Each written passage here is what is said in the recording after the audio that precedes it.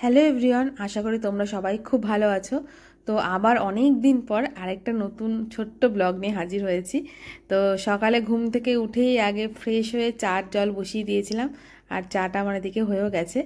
দেন আমি মেসির টিফিন বক্সটা আগে রেডি করছি, কারণ মেসি এখন ঘুমাচ্ছে। ও উঠে যদি দেখে আমি টিফিন বক্সে টিফিন দিচ্ছি, কারণ তখনই সঙ্গে সঙ্গে টিফিনটা খাওয়া যায়, তাই জন্য আগে ও ওঠার আগে আমি টিফিন বক্সটা রেডি করে সেদিনকে ছিল 25শে বৈশাখ। তো স্কুলে 25শে বৈশাখের জন্য প্রোগ্রাম হবে, তাই জন্য স্কুল থেকেই বলে দিয়েছিল যে ভারী কিছু টিফিন দিতে না, হালকা কিছু বিস্কুট টিস্কুট এইসব ধরনের টিফিন দিতে। তো আমি সেই মতো বিস্কুটই টিফিন দিয়েছি। আর যা প্রচণ্ড গরম পড়েছে, তাই জন্য রোজ সকালবেলাতে না আমি একটু মিষ্টি ভিজিয়ে রেখে দিই।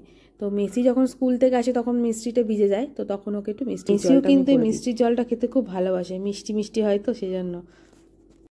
তো আমার এদিকে মিষ্টির জলটা ভেজানো হয়ে গেছে। এবার মেসিকে ঘুম থেকে ডাকার পালা। ওকে ঘুম থেকে ডেকে তুলে ফ্রেশ করিয়ে দিয়ে দেন ড্রেস পরাবো। আর আজকে স্কুলে ওদের বলেই দিয়েছিল সাদা রঙের পাঞ্জাবি পরাতে, তো আমি সেই মতোই সাদা লাল পাঞ্জাবিটা অর্ডার করেছিলাম ফ্লিপকার্টে। 1 ডে ডেলিভারিতে এসেছে আর কি, কিন্তু ভীষণই ভালো কোয়ালিটি এসেছিলো। তো ওকে রেডি করানো তো আরেক যুদ্ধ আর কি। তো দেন ওকে একটু রেডি করিয়ে দিলাম, দিয়ে সুন্দর করে একটু সাজুগুজু করিয়ে দিয়েছি। যেই ছেলেটাকে বলছে একটা ফটো তুলে দিই, ও ফটোই তুলবে না, শুধু করে যাচ্ছে, একটা ফটো তুলে দিই সুন্দর করে সাজুগুজু করেছে, একটা ফটো না তুললে হয়? আচ্ছা কোথায় যাচ্ছ তুমি? তুমি এখন কোথায় যাচ্ছ? বিয়ে বাড়ি যাচ্ছ? পাঞ্জাবি পরে বিয়ে বাড়ি যেতে হয়? চলো, লেট হয়ে যাচ্ছে, ওঠো ওঠো, এসো। মেসি এখন মামাকে দড়ি ধরে ফটো তুলছে, তো বাবা একটা হামি দিয়ে দাও। বাবা বাবা, ও বাবা রে, ও বাবা রে, কত আদর কত আদর। আমার চোখে আমার মেসিকে দেখা যাচ্ছে? আমার চোখে মেসিকে দেখতে পাচ্ছ?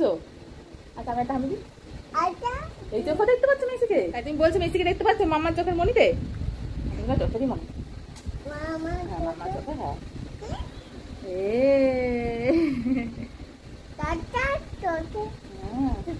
দুটা চোখে দেখতে পাচ্ছ?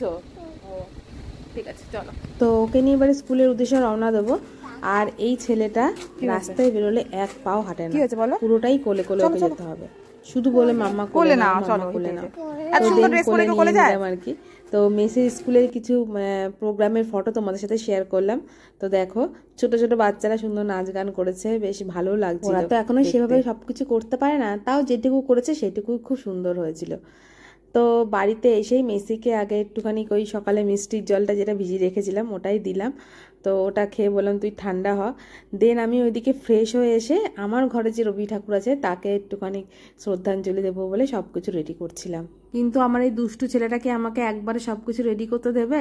ও বারবার আসছে আর ফুল নিয়ে নিয়ে পালিয়ে যাচ্ছে। তো ওকে আমি বললাম যে তুই একটা কাজ কর, মালাটা তুই পরিয়ে দে। তো ও রবি ঠাকুরের গলায় মালা না পরিয়ে ওই মালাটা ও নিজের গলায় পরেই বসে আছে। তোমাকে তুমি নিজে পড়ো না, ওখানে পড়াও।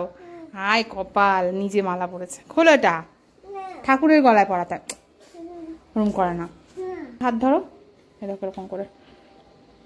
আর ছোটবেলা থেকে যেহেতু আমি একটু গান বাজনার সঙ্গে যুক্ত, তাই আজকের দিনটা আমার কাছে খুবই স্পেশাল। আর প্রত্যেক বছর আমি না এই দিনটাকে একটু ছোট্ট করে বাড়িতেই উদযাপন করার চেষ্টা করি। ছোটবেলায় অনেক প্রোগ্রাম করতাম, অনেক ভালো ভালো স্মৃতি ছোটবেলায় আছে, সেগুলো খুব। আমিও চাই মেসি কবিগুরু সম্পর্কে অনেক কিছু জানুক, ওনার গুরুত্বটা বুঝুক। তো আজকের দিনটা আমি আর মেসি দুজনেই ছোট্ট করে ওনার জন্মদিনটা পালন করলাম ঘরে বসে। তো খুবই ভালো লাগলো। তো তোমাদের কেমন লাগলো ভিডিওটা আমাকে অবশ্যই জানিও।